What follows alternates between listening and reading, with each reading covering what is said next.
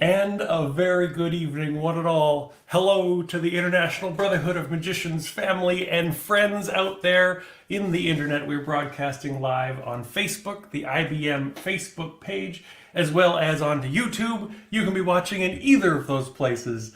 And either way you are connected to this show, this is live. You are welcome to comment. Let us know you're tuning in. Let us know where you're from. And in fact, throughout the show, if you see something you like, you're welcome to throw up questions, comments, some textual version of applause. We've got Kelvin here, maybe from Hawaii, I don't know. Herbie is here. Charles coming in from Cincinnati, one of our regulars here at Inside the Ring. Hi, Charles. Jim coming in from Ohio. We always have so many people coming in from Ohio. I appreciate that. Rochelle and Garnet. And the great Arjunia is here from Ottawa. I'm also from Ottawa. Last night, the great Arjunia and I were both participating in a show for the local hospital. We were doing a virtual program for the hospital, so we were performing together just last night. And Christina's tuning in from just down the road from Ottawa. In Utah, Regina, Saskatchewan. Yes, go Riders in Saskatchewan. It's awesome to see everyone tuning in from around the world even. Tonight we have our usual mashup of stuff published in the Linking Ring magazine. That's what we're all about here, is the magic and the ideas shared in the Linking Ring magazine. Not just this current month. In fact, most of tonight we are digging back into the archives. There's coming up on 99 years or even 100 years worth of Linking Rings. And as an IBM member, you get access to every single one of them. So I take it, my personal job, my goal here tonight is to show you what's in there. Tease you with some ideas and encourage you to dig in. Find those little gems tucked away in the pages of the Linking Ring. They say if you want to hide something in magic, publish it in a magazine. Not on my watch. I'm putting my foot down and finding some of those gems. Again, more people rolling in here saying hello to Salt Lake City. And another from Ontario, originally from Ontario. Hey, Dan, thanks for tuning in. So tonight we have, in the second half, my camera is strategically positioned so you cannot see the absolute disastrous mess around my desk. And I'm going to explain why my whole studio is such a mess in the second half. Stay tuned for that. But to begin, I have a guest with me here on the show tonight. I try and I've been reaching out to everyone who's writing for the Linking Ring magazine, and I've had the honor of hosting a few of our columnists, our regular contributors to the magazine. But here tonight is a new columnist. Well, not new to the magazine, but new to our show for the first time. The column is Teaching Magic. Please welcome Bob Durante. Hey, Bob, thanks for coming in. Good to see everybody. So, Good to see yeah. you, What? Oh, I just blinked. I'm okay? Okay. So, Bob, your column is Teaching Magic, and I was doing my research today. It looks like your first column goes back to January of last year. Is that correct? Correct. All right. So you've been at it about a year and a half now. Right. And Teaching Magic, and it primarily the theme and focus is teaching magic classes to mostly beginner magicians or growing magicians. Right. What was your goal, kind of, as a whole for the column? I've been in the IBM for years. You talk to a lot of magicians, but I noticed in our Cleveland Magic Club, or you meet magicians.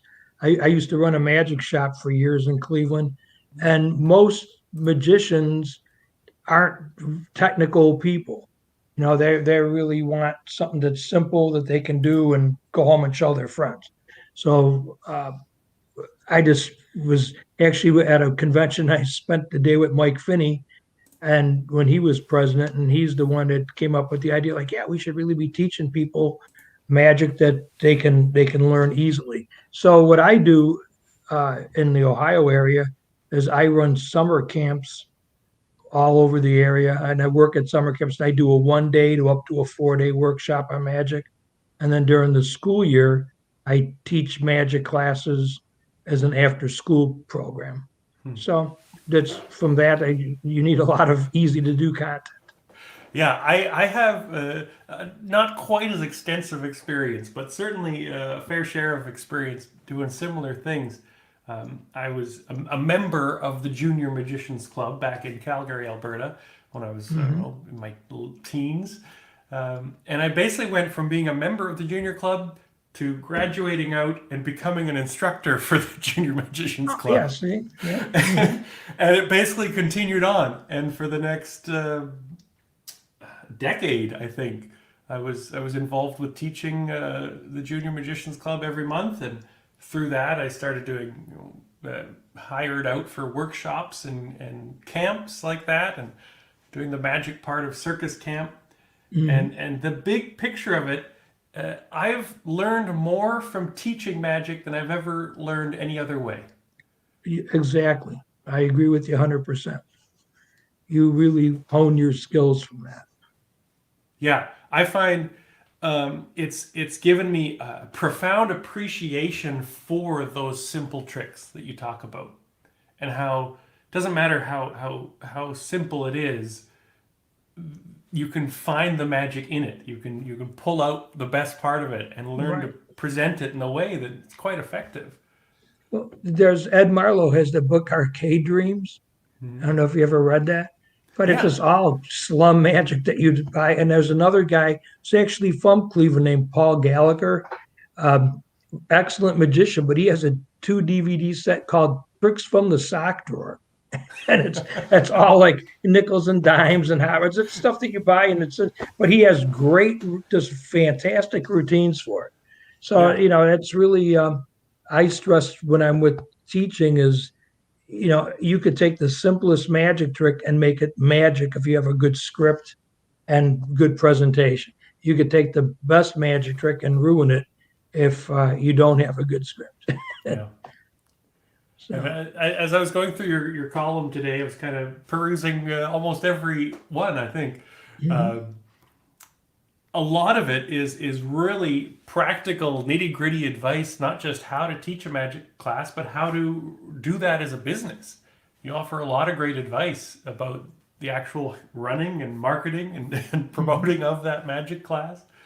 So basically, over the past year, you've given people everything they need to start doing this. Right. I think there's a lot less, like where we live, we probably have 50 magicians in the Cleveland area. So you're doing summer camps, people call and they say, well, we don't want a magician. We want a juggler. They're looking for, because there's so many magicians. But if you tell them, hey, I have a workshop, there's very few people doing that workshop. So it just creates another door opener. And plus you can book stuff instead of doing one show. I book a lot of camps, so I'm there for 4 days. Yeah. And you just do 2 hours a day, and you can go to, And especially now too, because with Zoom. Yeah. You can do a lot of the libraries here. You guys are still pretty much closed up in Canada, right? Yeah, we are here. Yeah, same thing here. So all of our libraries, but you can do a week-long Zoom show at libraries, and they love it. Yeah. So. Yeah, absolutely.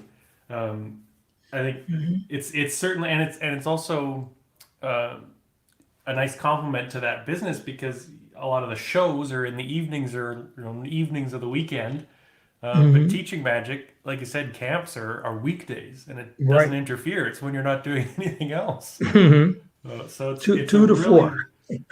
Nice compliment to the business, and as I said, I think it's a real growth experience for any magician to be teaching magic. It is. I just went back to our schools just opened 3 weeks ago. So from doing Zoom for probably 10 months and then going back into a classroom, and I usually teach high school kids magic classes, and the high schools aren't open yet. So I'm at a grade school. It's like herding guppies and teaching, because your attention span's like 30 seconds. But it's just that's why it's simple, effects. You do it and get all the kids to try it. And I always tell people, if you're going to do it, have snacks and giveaways, because kids will sit down and do this. You had your last month's show, you had the attorney on, and he did the sandwich trick with you. Oh yeah, peanut So butter in his jelly. linking ring column, this is the best advice I ever heard. If you're doing shows and the kids act up, he starts talking about Santa Claus and Christmas, because he's like, psychologically, kids think like, oh, Santa, he's just listening, and they all go back to being good again. Always watching. I can't wait. I have to do my class tomorrow. I'm sure I'm gonna bring that up halfway through the show. Yeah, I found it in my experience.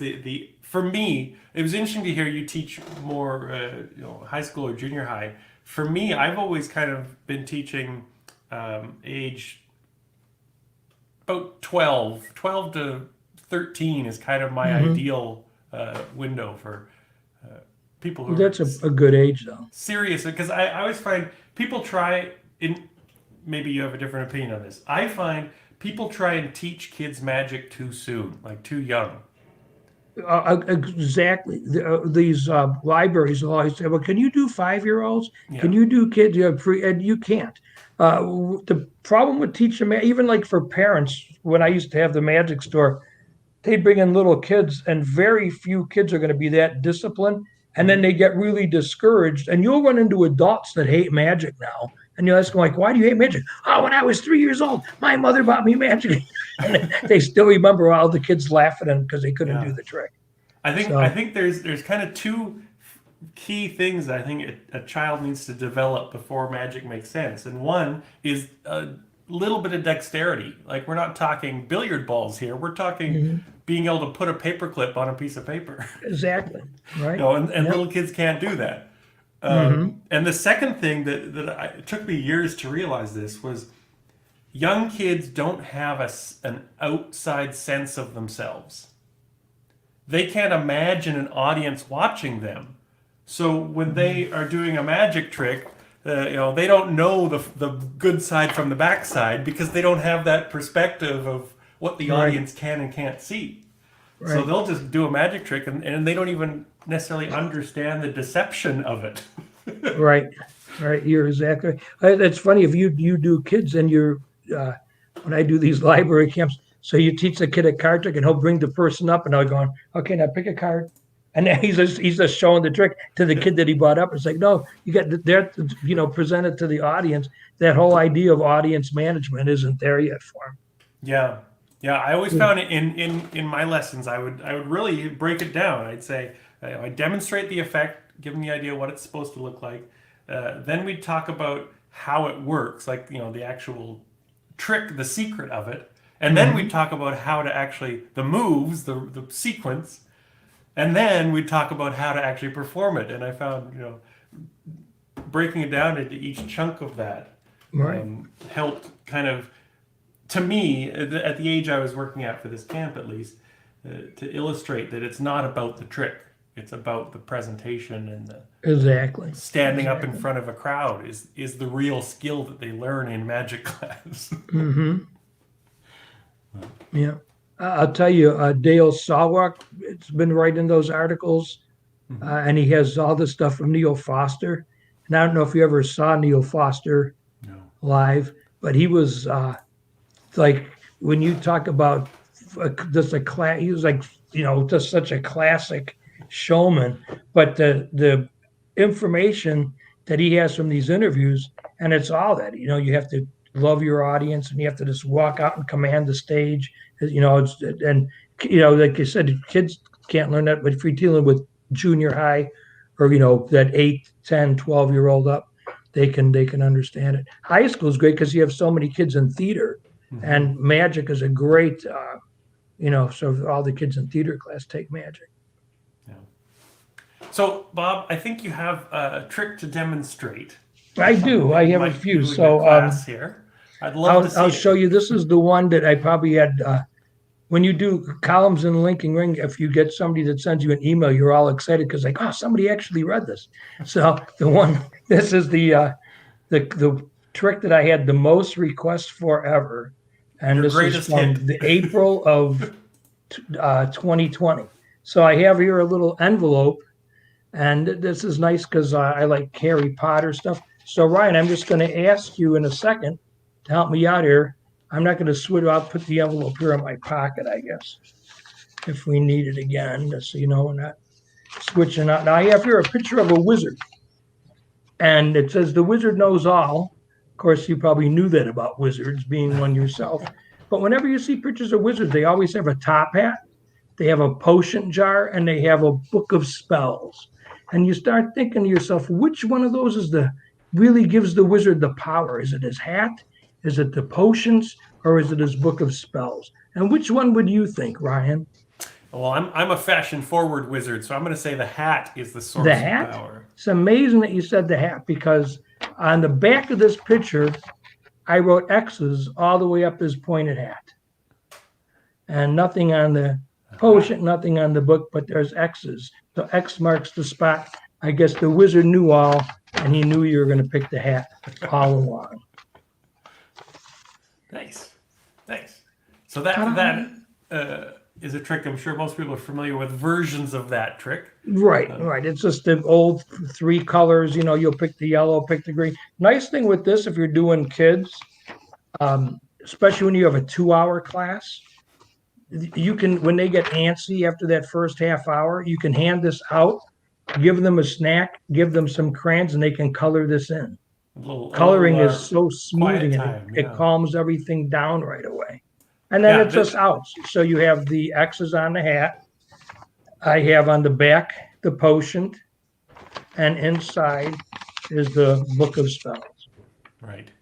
So I'll have to tell you, I bet you 85% of the times I've done this, people say the book of spells, which is why it's in the envelope. Mm-hmm. I bet you I've only had 4 people say the hat. And I did this afternoon, and the lady I did it to said the hat. And you said the hat today. So that's kind of... well, I wanted to challenge you, a little bit. It's karma. Maybe it's... I'll just so people can check this out in the Linking Ring. You have it right there. Yeah. Last year, April 2020, page 63, the wizard knows from the Teaching Magic column. Yeah. And if anybody wants this PDF, if you email me, I will gladly. I think I sent it to you, Ryan. So if you they can email you, and you can send it off to them. Well, as you said, everyone who writes for the Linking Ring often puts their email at the end of the column, and they do appreciate email. So I will encourage people to not just write an email to Bob, but anytime you see something in the Linking Ring that catches your eye, send a note. I think it's really appreciated. Mm-hmm. You want to do another one? Yes, I do. But I just wanted to point out the kind of the, if you're not familiar with Bob's column here, so the trick is not the column. The trick was kind of with the real point of the column, which in this case was keeping kids busy, I think was the title of this column. Right. And it's about, this is something you need to think about. If you're doing full day camps, you can't just cram their heads full of magic. It doesn't work. They get they fizzle out. They do that, and I'll tell you, teachers and librarians may not be in the room, but they'll know what's going on because they can hear the kids. Yeah. And they can tell when kids have lost interest in something real quick. And the one thing with librarians, they all know each other. They all email each other. They all go to book things together, and they'll tell you like, "Oh, we had a guy that was great teaching the magic class," but they'll say, "Man, he couldn't control the kids. The kids are running all around." So you have to. It's like being a lion tamer in a way. If the lion doesn't have any respect for you, they will eat you. Kids will do the same thing. So you have to. You want them. You just have to be active. And you have to encourage them to do their own stuff because they'll always want you to do it for them. They'll get frustrated, especially even like a jumping rubber band trick. you were talking like something, a basic card trick. You're doing a key card trick or something. They'll just do it for me. Do it. They want you to because they want to watch you perform it. So you just have to, conduct it like a. Think to yourself, you really are a teacher. So if you were teaching a math class or English, it's the same idea. Yeah, when working on a lesson, you really got to think about that progression of skills so that they can ease into everything. They're never overwhelming them. Yeah. I always talk about their jumping rubber band trick on the fingers as what I call an instant win trick for teaching kids, because they get it within a minute, and as soon as they do, their face lights up because they get to see it, and I like to start with that as one of my lessons, because once they see that, that's like the emotional hook for them. They're like, "Oh, I can do this. I can do it." Yeah, you're right. I actually, when we do like a public show with all the kids, I'll have all the kids. You always will have kids that don't want to perform because they're shy. But if you have the whole group come up and we all do the thing together, we're doing the rubber band Olympics, and then they can do it, and all the parents, and at least you got to see little Jimmy go up and do one trick, and the parents got a picture with them and stuff, and that's photo ops is a I big like that. thing. Rubber band Olympics. So it like races down the line kind of thing. It goes right down. I like that. All right, Bob, you mentioned you have another trick to share with us here. This is one that was just, I think it's actually in this month's or last month's Linking Ring. People always wonder who's the greatest magician of all times. So I have everybody from Canada's own Doug Henning. I wasn't trying to spell your name, and I didn't know if Doug would get mad if I put in your name over his. So, and then Slidini, who I was lucky enough to take many a class from. Di Vernon, Feetake Sanders, who's one of my favorite magicians and colorful history. Copperfield, David Blaine, Lisa Mena, which is a great woman magician, and all the way from Houdini to Blackstone. So I'm going to ask you again, Ryan, you're going to help me with this if you could. And we're just going to use math. So if your math skills are good, if not, grab a paper and pencil. But I want you to think of a number between 1 and 10. Okay. Okay, now multiply it by 3.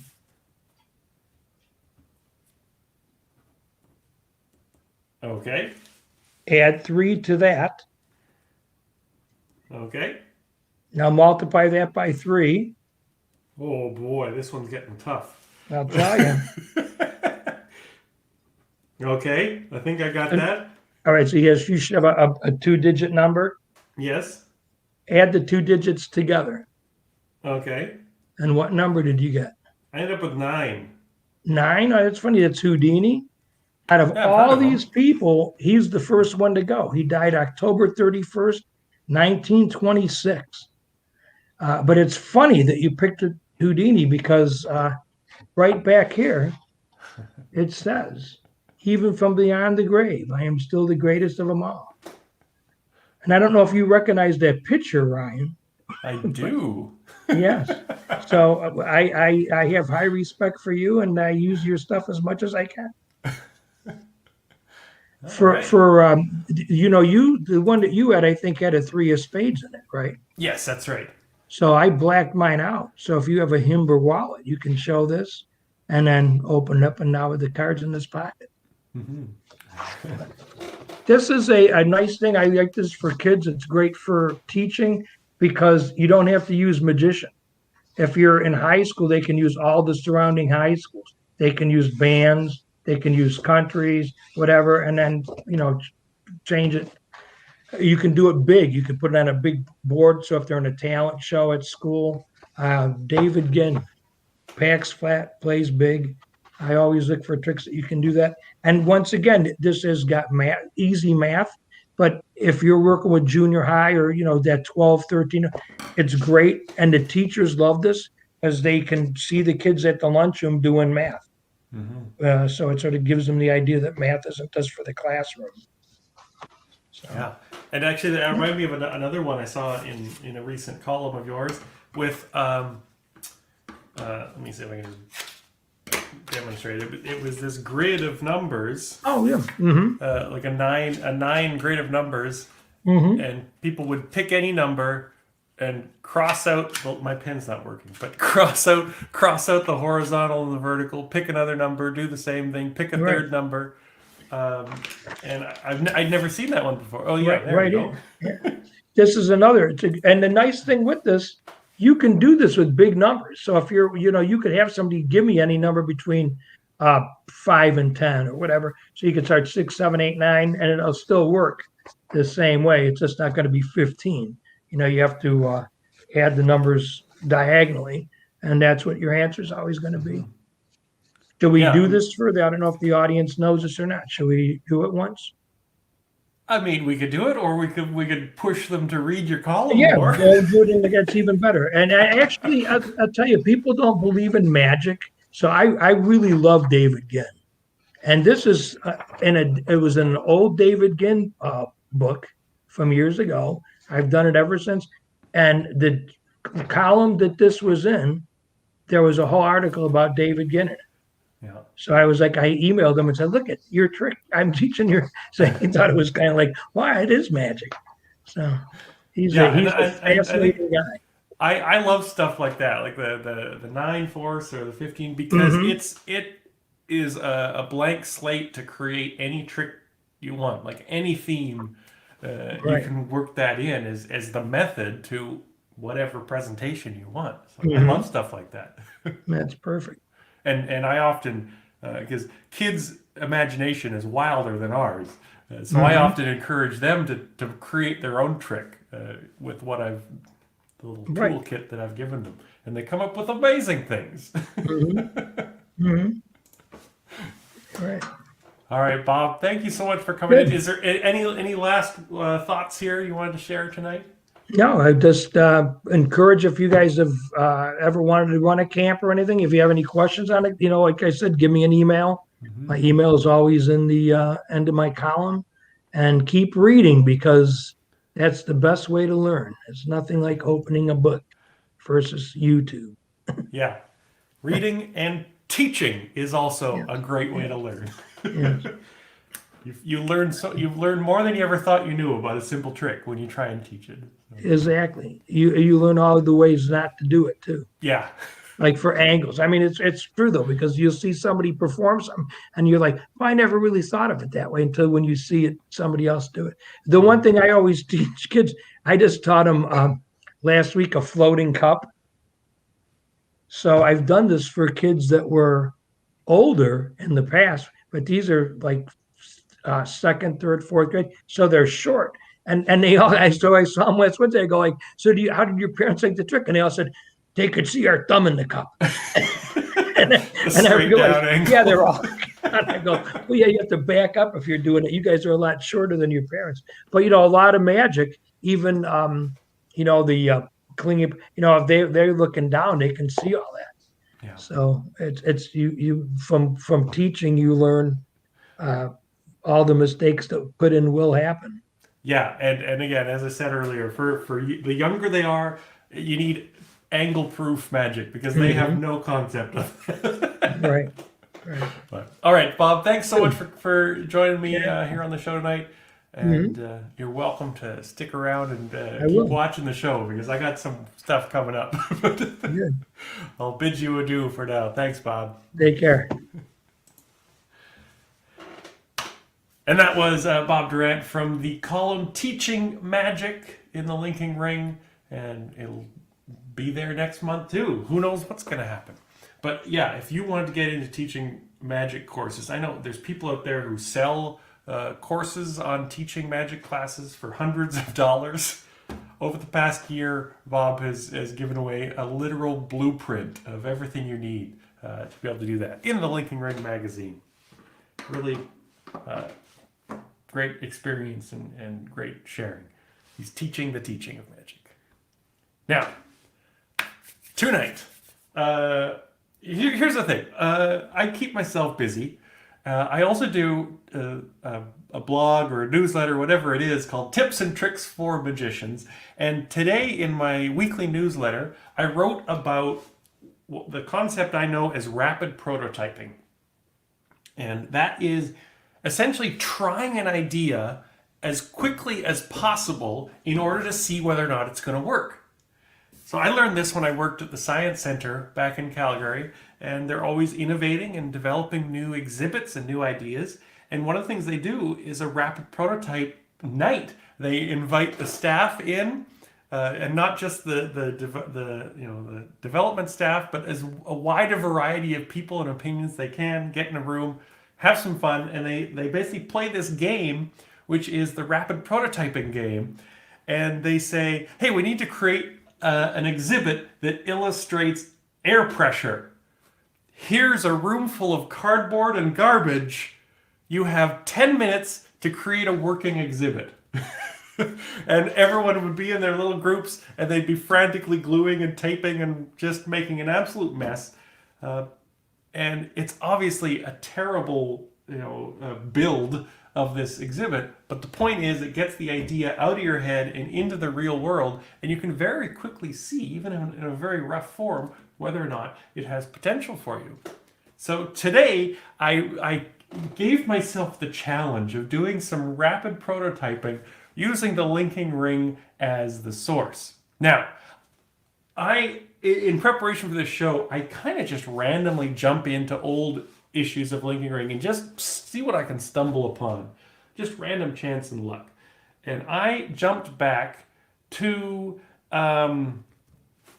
where are my notes in this mess?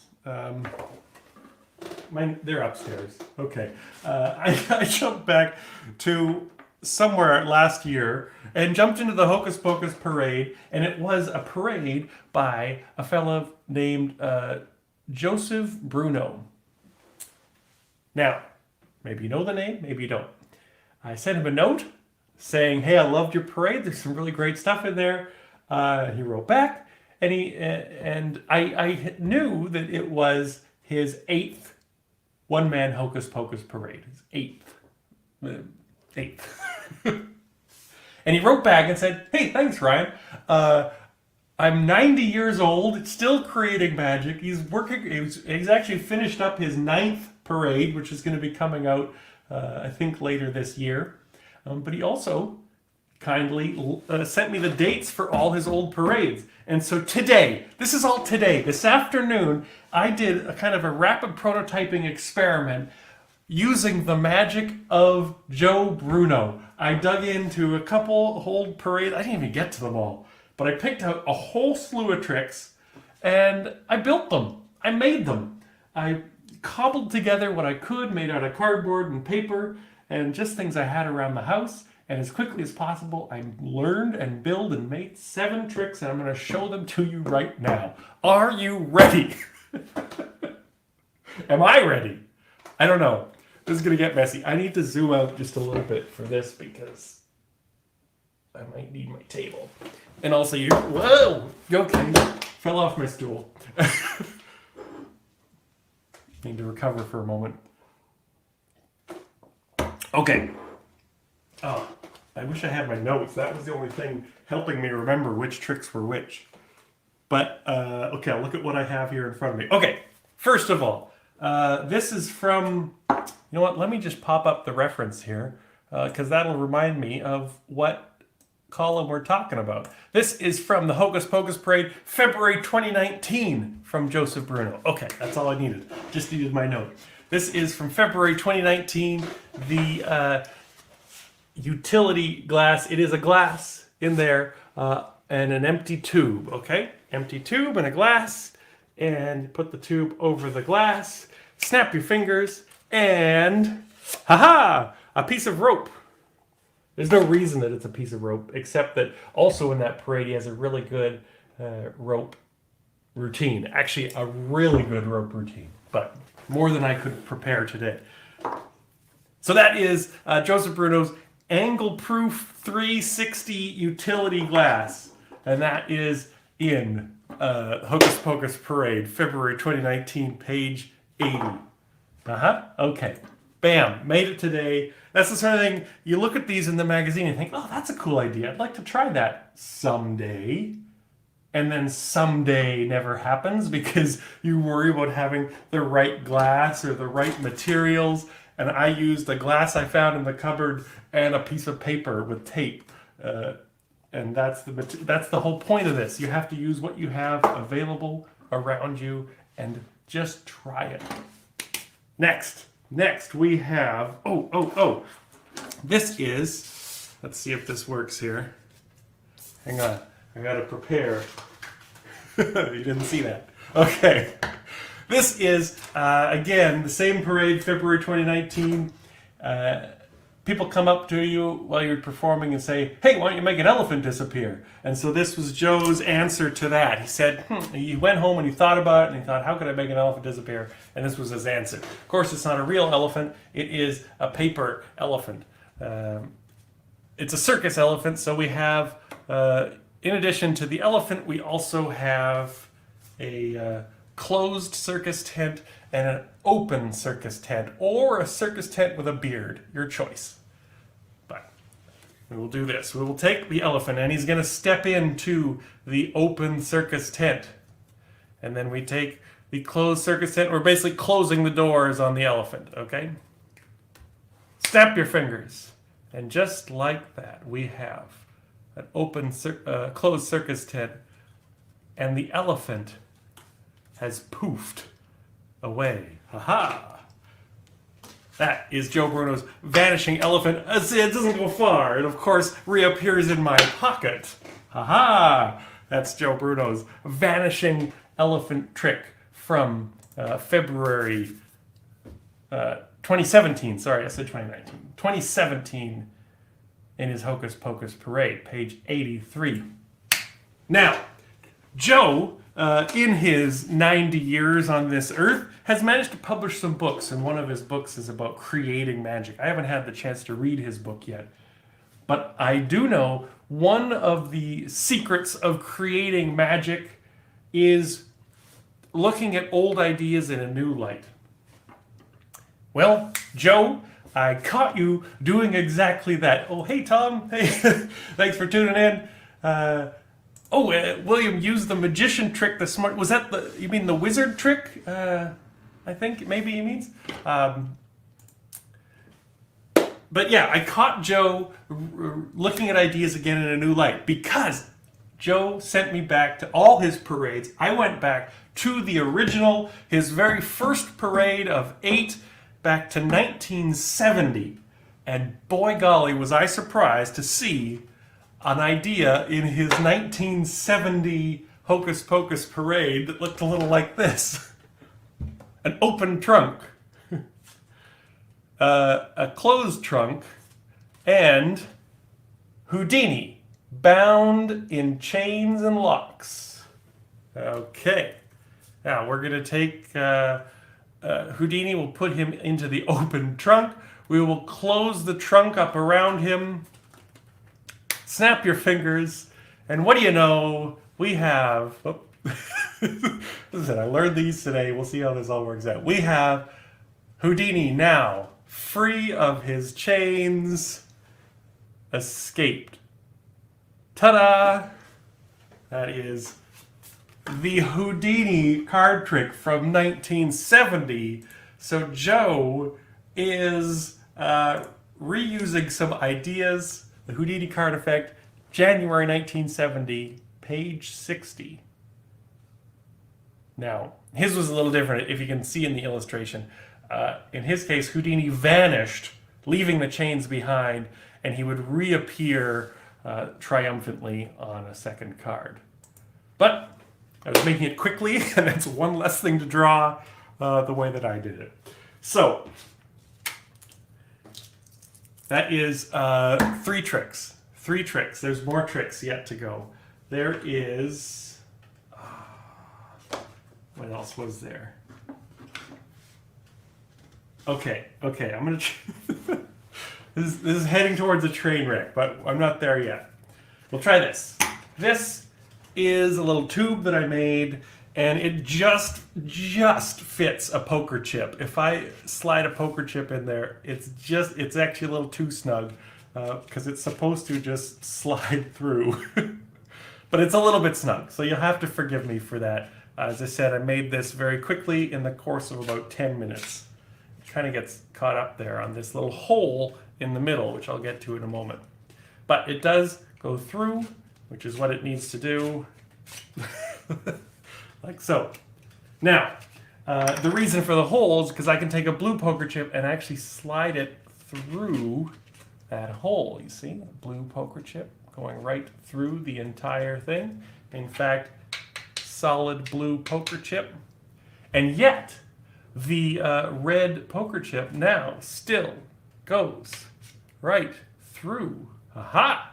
Even though solid blue poker chip.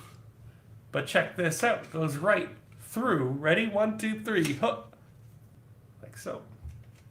Now, maybe I should do that in slow motion. That was so fast, you might think that I'm just dropping it in behind the poker chip. So I'll go nice and slow here. Slip it in the tube. Ready? It's going to roll in one side, roll out the other. Aha.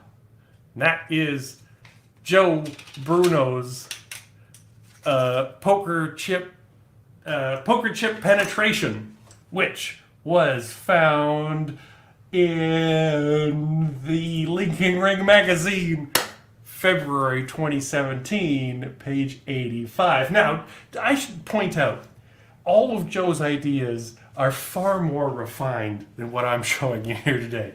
This is the 5-minute prototype, rough draft, see what I can do, see what I can cobble together, and just play with magic. And I think that's a great way to try things out. Instead of worrying about, Joe has plans to make it up in balsa wood and make a proper prop, really, make a real prop. But if it were me, I would never get around to that. There's so many ideas in Linking Ring. I read and just say, I'd like to try that, but I don't. So my inspiration, my encouragement is to do this, to play with magic, to get some paper, to get some poker chips and see what happens. Speaking of see what happens, let me do, okay, that was 5. I'm going to do number 6 here. This is deck of cards. The great thing, this is a trick you've seen before. It's a very common effect, but this particular method has some really nice elements to it. In that, it's so free and easy. It's just a deck of cards. This can be shuffled as much as you want. It's pretty much impromptu. So, take a deck of cards. You can take out any card, doesn't matter which. Whatever card they pick, we will say the King of Diamonds is going to be our card, and we put that into the middle of the deck. Now, King of Diamonds goes into the deck. Take this and watch. Ooh, ooh, ha ha, look at that, one single card. And that is the King of Diamonds. And again, that's a deck you can shuffle, and there's no weird anything. It's really quite a nice, effective technique. And let's try it again. We can take this card. We can take out any card. Oh, that was the same card. That's weird. Okay. 10 of diamonds. Okay, into the deck. We take that 10, put it into the deck. Now, just as before, ready? Ooh, ooh, ah, ooh. One card rises. It is, in fact, your card right there. And again, I thought that was a pretty nice, practical way of doing a very quick rising card effect. And that is from Joe Bruno. That is his another rising card method, going back again to the source, January 1970, page 73 of the Linking Ring. So that idea is now 51 years old, but you've probably never seen it before. That is one of those hidden gems in the Linking Ring magazine. I love it.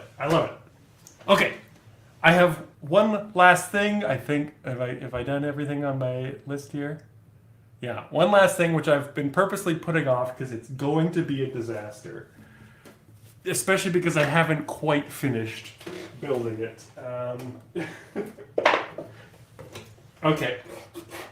So I didn't get a chance to finish building this, so I'm going to have to, more than kind of demonstrate this, I'm going to have to let you in on the process here.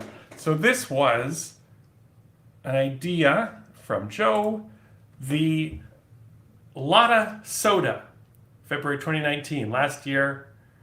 His Hocus Pocus Parade. It's the idea to make a Lotta vase using a 2-liter bottle of soda. I don't have soda bottles at home. I do have milk cartons, so I thought, hey, instead of that, let's try it with a milk carton. Because again, I'm not worried about getting the right materials. I'm worried about trying it as quick as I can. So I went to the recycling bin and grabbed these. Not quite done. So I'm still piecing it together here in front of you, which is not a wise strategy for something that needs to hold liquid. But let's try it out. Again, Joe's techniques shows a lot more detail about how to build things. He offers some tips on what materials to use and what materials not to use. And everything I'm using is what he recommends not using. But that's what I had.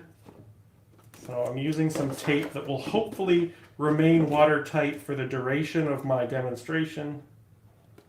But if not, at least you were here to see it.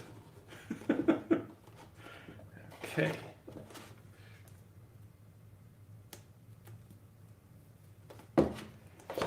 Okay. Marching towards disaster.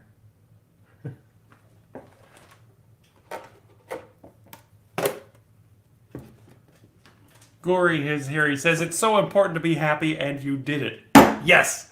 I've had a great time this afternoon. Even though I was in a panic preparing for this show, what is more fun than playing with magic? That's why we get into this stuff. Because we like the joy and the fun of it. Don't have to be so serious about it all the time. Okay, almost done. Almost done. This is live, in-person, rapid prototyping. Very likely will end in a spectacular failure.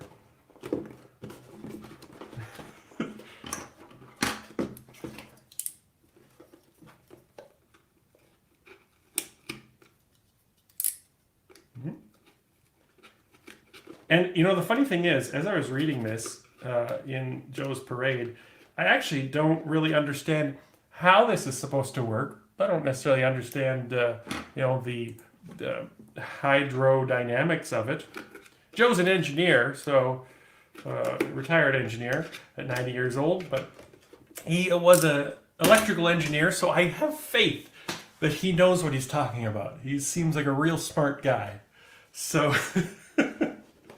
I have faith that Joe is not leading me on a wild goose chase with this design, and I hope I did it in a way that will function, but I don't necessarily know why or how it would.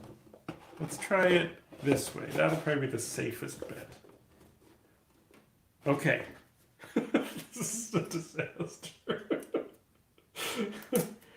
Oh my goodness. And obviously, this is going to look disastrous as well.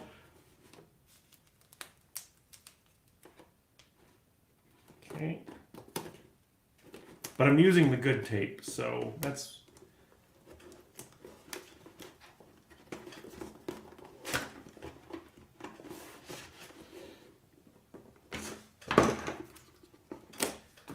almost done. I have one last thing to do, which is seal up the bottom so it doesn't just drain out on me. Not to say it won't, but I'm going to minimize that chance with one more bit of tape.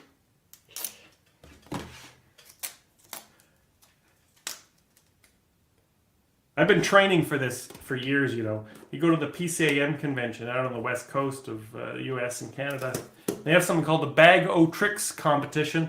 And it is basically, they give you a bag of garbage and you have a couple days to put together an act. So it's one of my favorite parts of the PCAM convention. Looks a lot like this, except they don't give you good stuff like milk cartons and tape. They give you real garbage. So I'm working with the premium stuff here today. But nonetheless, I'm used to having low standards for my magic. That's right, Glenn. We're watching Recycling with Ryan. It's my new spin-off series from the Inside the Ring. Okay. I think I've got this functional, maybe? Oh, goodness. We will see. We will see.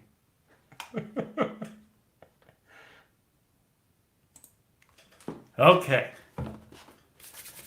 I think I've got this. Next step, we got to put water inside of it. Oh man, that's real high. That should have been lower, I think. Well, I have a second carton I've filled with water. My safety bowl, in case it just blows up. And my safety bib as well. And here we go.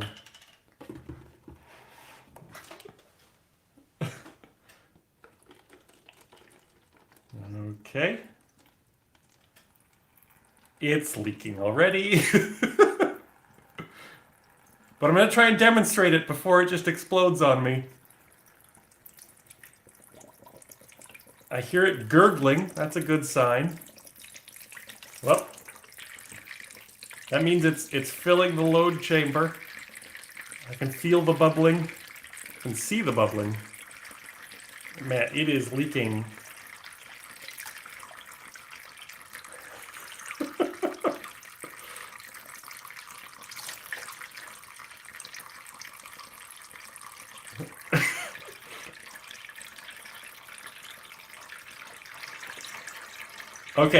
Okay, that is a full container of water. Ignore the bottom leaks for a second.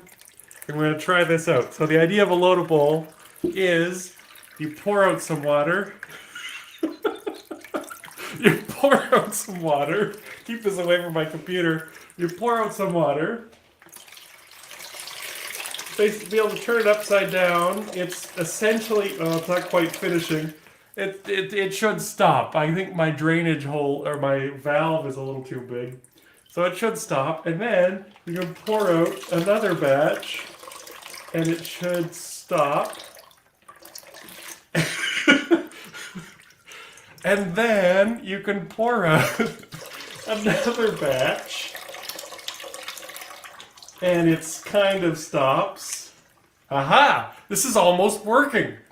With a bit more prototyping, this could be, the greatest magic seller of the month.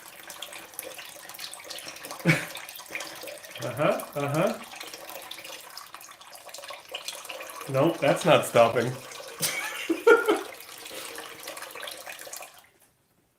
I think I've kind of, the internal mechanisms, but it almost kind of worked briefly.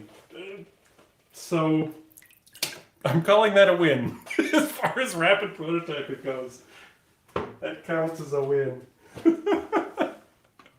And I have a hunch that David just walked into this and having no clue what is happening. Well, welcome to the show, David.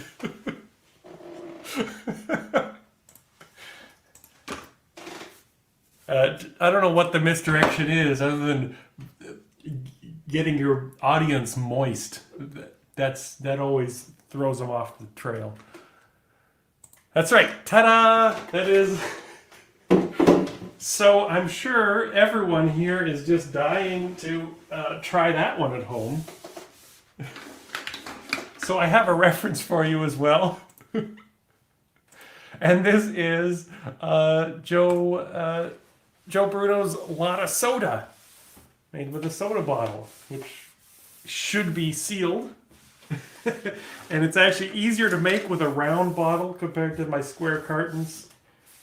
Math works better. But nonetheless, that is it. That is it. So that was my little adventure today of trying out new magic. And that's my encouragement to everyone here, is to play with some magic.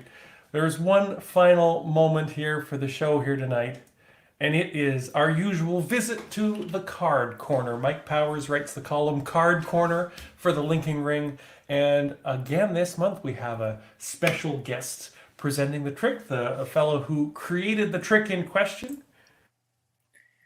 Hola, buenas tardes. Mira, quería mostraros un pequeño juego que hace tiempo que hago y me gustaría dejarlo grabado hoy, que creo que va a llegar bastante bien a la gente, al público me refiero. Para ello, mirad, voy a bajar la cámara aquí a la mesa.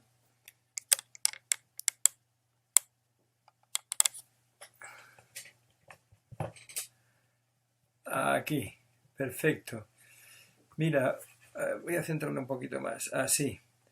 Voy a trabajar con una baraja de cartas y para ello voy a necesitar unas cartas, por ejemplo, no sé, este paquete de cartas, y os mostraré lo que pasa. Mira, tengo 1, 2, 3 y 4 cartas negras y 1, 2, perdona, que queden ahí vista que hay 4 cartas, y aquí 1, 2, 3 y 4 cartas rojas. Vamos a coger las cartas rojas y las vamos a dejar aquí junto a las negras, o entre las negras, mejor dicho, no junto.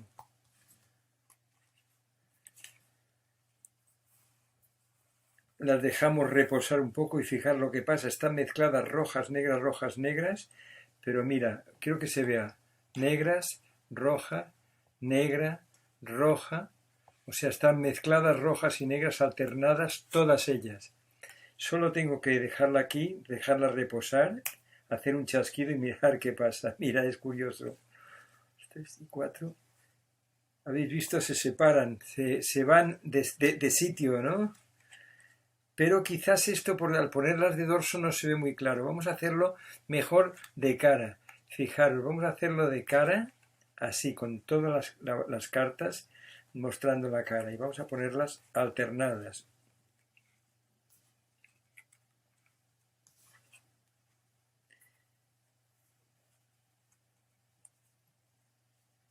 ¿Cómo están?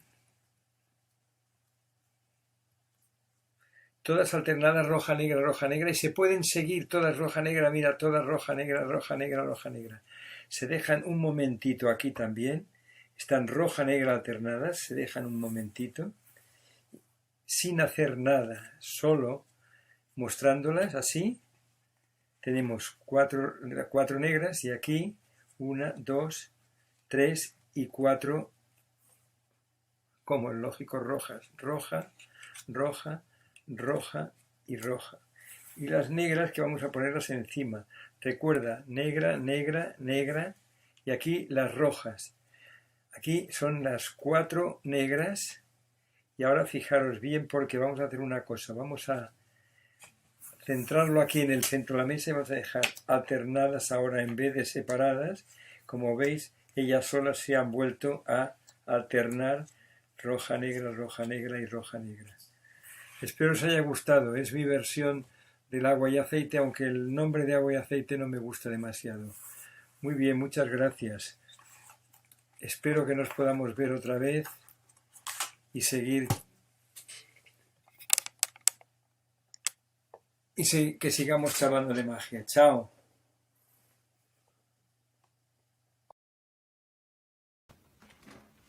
And that was Tony.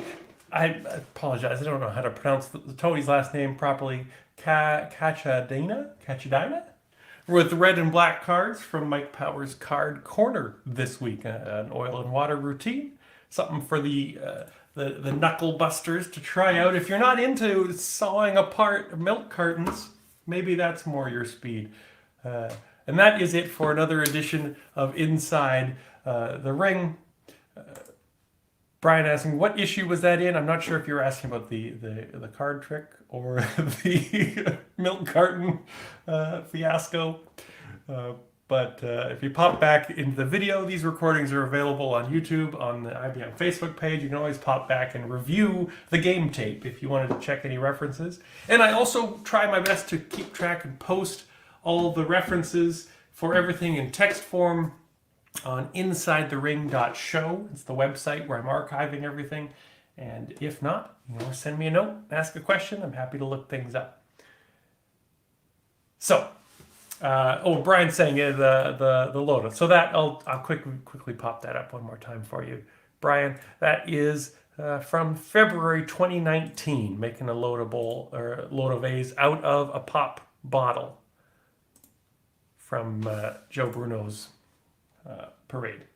Look forward to Joe's 9th parade, and let me tell, I just did the stuff that was easy from Joe's parades, but there are some real solid working.